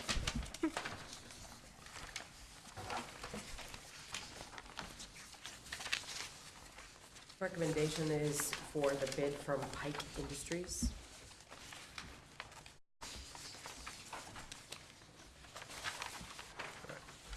And, let's see. Just for information, that is in fact the lowest bid. Yes. All right. And is this the bid in the amount of $160,067? Correct. All right. I'm going to then move that we amend the motion as moved to include the information that so basically award the bid to Pike Industries in the amount of $160,067. So moved. Second. All right, there's a motion and a second. So that is now a motion to amend the motion. Is there any discussion on the motion to amend? Seeing none, all in favor of amending the motion? And any opposed? Any abstentions? The motion is now amended. Is there any further debate on the main motion, which has now been amended? Seeing none, all in favor of the motion? Any opposed? Any abstentions? That passes. All right, and we'll move on to item 19-34. Ordered that the town council hereby considers and awards bids received for road reclaim. So moved. Second. A motion and a second. And what is the recommended bid? To also go with Pike Industries, which is 92 cents per square yard, which was also the lowest bid. Bids ranged anywhere from the 92 cents per square yard and the highest bidder being at $3.85 per square yard. So there's some pretty drastic differences. That's a big change from last year who did it, BBB paving, that's a big change. Yep. So, is there anybody who would like to propose an amendment for Pike Industries in the amount of 92 cents a square yard? So moved. Second. There's a motion and a second to amend the motion to include that the bid would be awarded to Pike Industries with a bid price of 92 cents per square yard. Is there any discussion on the motion to amend the main motion? Seeing no discussion, all in favor of the amendment? Any opposed? Any abstentions? All right, that passes. And now back to the main motion. Is there any further debate on the main motion? No. Seeing no further debate, I will call for a vote. All in favor of the main motion as amended? Any opposed? Any abstentions? That passes. Item number 1935, order that the town council hereby considers and awards bids and authorizes sewer improvements on Industrial Road to be funded by the Industrial Park and Natural Gas TIF. So moved. Second. All right. And what is the recommended course of action on this? So the recommended course of action is that you would use Central Main Disposal in the amount of $45,000 for the sewer line work for materials and installation, and to approve McGee Construction in the bid amount of $15,535 for paving, to be funded by the Industrial Park and Natural Gas TIF. All right. So, and just for council's information, this project has been one that we've been working on for quite some time with BDS acquiring the land on the industrial road and putting in a facility. There's a small section of the sewer that needs to be extended to the pump station, and this will extend the asphalt on Industrial Road beyond their driveway entrance because of the fact that it has truck traffic. It'll prevent wear and tear on the dirt road, which would need constant maintenance. It was originally bid as part of BDS's original contract bid for their construction. We had had multiple discussions with BDS, their engineers, our public works director, as well as our code enforcement officer, and knew that there would be a substantial savings to the municipality if we didn't advertise the bid, and it was included in their process. Oftentimes with construction, you spend more money on mobilization than you will on some of these smaller projects. So knowing that we could have used a BDS contractor could have ultimately have saved us a great deal of money because they were already going to be there, which is when those bids came in, and we noticed that McGee actually had a piece that was somewhere in the neighborhood of, the total was 75,000 for the entire, 70,000 for the entire project, with over 50,000 of that being in the sewer work. So we knew that we had two local companies as well, so we did ask them to submit bids, which is why you have the bid from CMD, which is substantially less. It's actually the $9,638 savings from what McGee had originally put forward, so that will save us some money. We did opt to stay with McGee simply because of the fact that they were just slightly more than Fine Line Paving. However, what we will save, even though it's a little bit more money, it's the timing aspect, because this is such a small job. It wouldn't be a project that Pike would work on. We would have to use Fine Line, and the timing of the pavers arriving at the same exact time during construction season would be almost impossible for us to, I mean, it's not that it's impossible, but it's improbable that we would be able to coordinate that effectively. So we felt with going with McGee was definitely worth everybody's time. The Public Works Department will actually do the construction work to the surface of Industrial Road to prep that for paving for when that comes in. So. Okay. Is there further debate on the motion as it's currently worded? No. All right, seeing that there's no debate on that, but the motion itself is still just a motion to consider awarding bids, I would ask if there's any support for a motion to amend the motion to read, to approve the Central Main disposal bid in the amount of $45,000 for sewer line materials and installation, and to approve the McGee construction bid in the amount of $15,535 for paving to be funded by the Industrial Park and Natural Gas TIF. So moved. Second. There's a motion and a second for that amendment. Is there any debate on the amendment? Seeing no debate on the amendment, all in favor of the amendment? Any opposed? Any abstentions? That amendment passes, and now back to the main motion. Is there now any debate on the main motion as amended? Seeing no debate, at this time I'll call for a vote on the main motion as amended. All in favor of the motion? Any opposed? Any abstentions? That also passes. We now move on to our eighth order of business, council workshop and other business. At this time, our first item for workshop is discuss award recognition letter. So this item was actually placed on your agenda by Councilman Pashotti, but since he was unable to attend tonight's meeting, I might recommend that you actually hold off and use it at the next, table it to your next meeting, when he can be here to discuss that with you. Since there's no formal action required in a workshop, we don't actually have to go through any sort of formality of tabling. We'll simply discuss it at our next meeting. And at this time, the next item is to discuss other council business. And I'll start with Mr. Lawrence. Do you have any other business? I read online and read in the paper that Waterville approved their land use ordinance for the marijuana in Waterville. I don't know if it's an option for us to relook at our ordinance, the land use ordinance on that. What the state has said has come out with April 1st. They went by their amendment of April 1st, the city of Waterville. I don't know if we can look at that too. We'll look at ours. So I mean, we could certainly,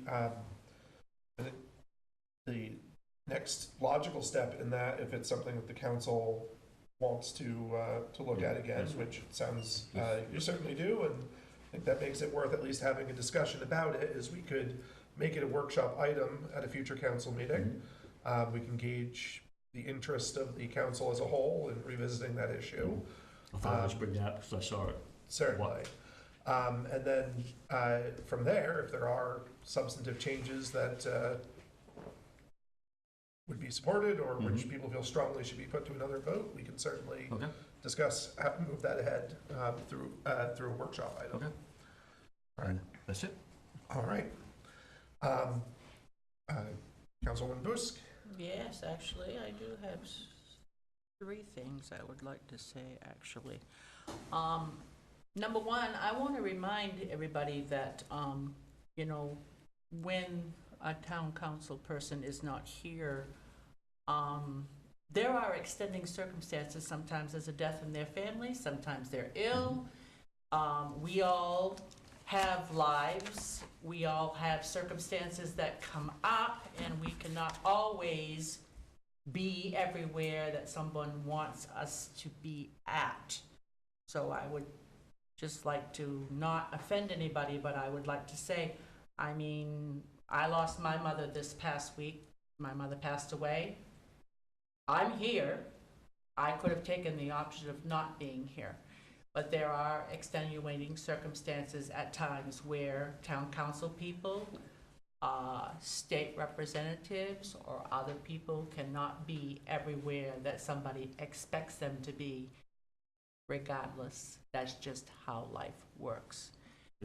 Number two, I understand that emotions run high sometimes in council meetings, town meetings, annual meetings.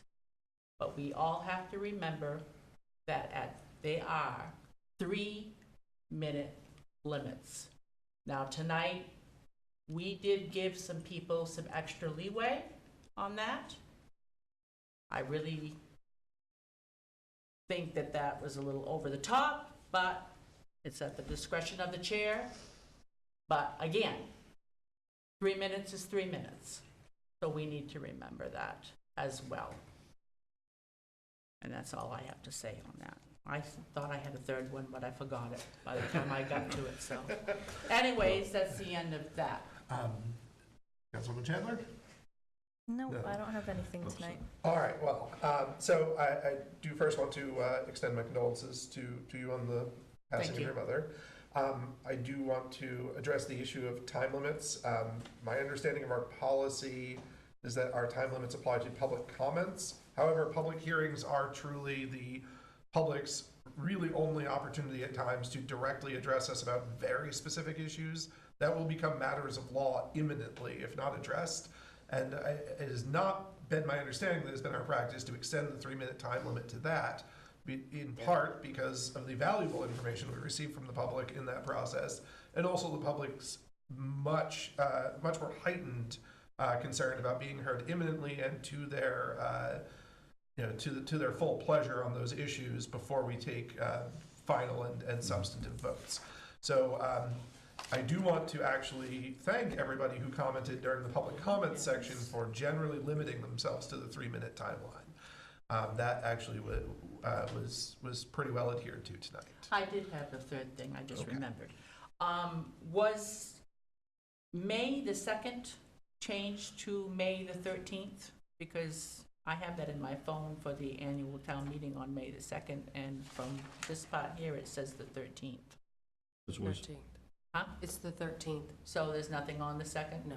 So I will remove that from my phone. I don't want to come here and be the only person here. Right, you probably wouldn't want Okay, thank you. And I do actually have one thing. Everyone can either stay or go or turn off their TV as they see fit, but I actually wrote a statement that I would like to read. It has to do with the solar projects, which we've heard a lot about tonight. So, and I want to start off script by again thanking everybody who came to express their opinions today. I know, ultimately the results might not have been to the liking of some of the people who made comments, but I really did appreciate that people were here and were making comments to the council and were generally pretty respectful of the process and each other and each other's time. So I want to thank everybody who participated tonight. And I do want to take a moment to address the issue of solar development in Fairfield and introduce the new projects that are being worked on.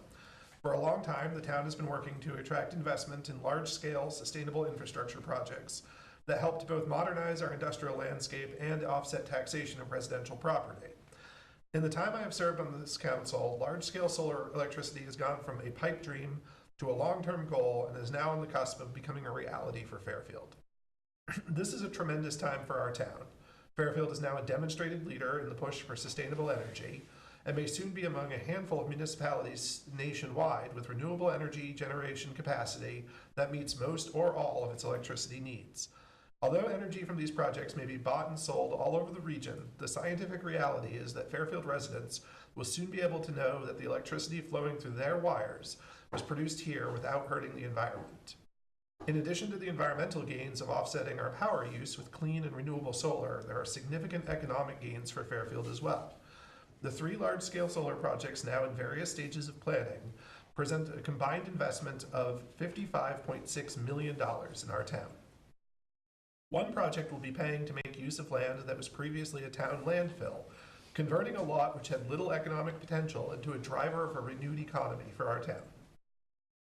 The total investment includes the creation of approximately 100 construction jobs.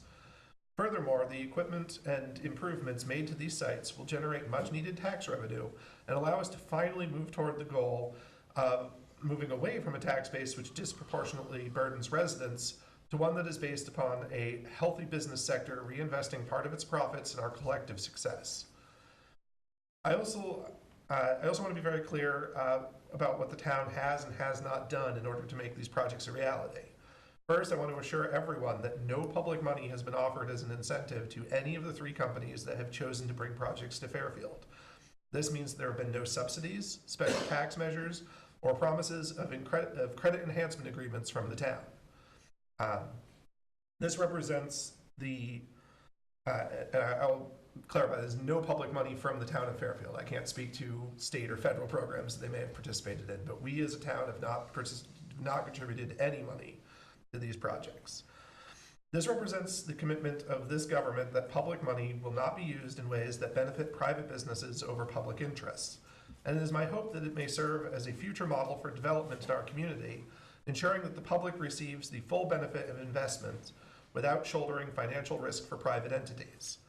Second, the town has not made any special accommodations for these projects with respect to zoning. Each project is located in an area which was identified as appropriate for industrial development in the 2014 Comprehensive Plan and the Land Use Ordinance. Pursuant to that plan and state law, we have also been careful to ensure that these sites would not have a negative environmental impact, and these sites are subject to rigorous screening and testing by the Department of Environmental Protection, and we are committed to strictly enforcing all environmental requirements. Some of these projects are sited on land that is privately owned. The town did not broker these agreements, nor did we incentivize the acquisition of private property. While we are excited to have this investment in our community, we have held each of these projects to the standards for development applicable to any private industrial use in an appropriate zone. All permitting, environmental evaluation, and other processes have gone the same way as laid out in the ordinance and law, and which any landowner would go through for a project of similar scale. As these projects ramp up and become more visible in the community, it is my hope that we will soon see the expected benefits of a healthy and sustainable economic growth, greater investment, and lower taxation. I want to take this time to thank those who have worked to get these projects off the ground here in Fairfield. I want to thank the Central Maine Growth Council, who worked to identify these projects and connect various public and private stakeholders necessary to spur this investment. I want to thank the town staff, who have worked to ensure that our regulatory framework is adequate to managing this task, and have worked tirelessly to ensure that the public interest in this project was adequately represented at all levels of the discussion. I also want to thank the Planning Board, who have done an admirable job at the task of applying both the spirit and letter of our ordinances and guiding plans in order to ensure that these projects move forward in a way that protects the public and encourages growth. I also want to thank my fellow councilors, both current and former, for showing the sort of common purpose and resolve that is rare in modern politics in order to see a multi-year project through from its aspiration stage to practical reality. Finally, I want to thank the private stakeholders who have worked in the spirit that a rising tide lifts all ships in order to ensure that these projects have tangible benefits both to the public and to the private investors. To everyone, as we take this step into the future together, I believe I can now say with confidence, welcome to Fairfield, the birthplace of Maine's energy future. Thank you for your time. So if no one has anything else, the next regular meeting of the Fairfield Town Council will be on Wednesday, April 24th, 2019. And with that, I will take a motion to recess. Move. So, second. All right, there's a motion and a second. Without objection, we are now recessed.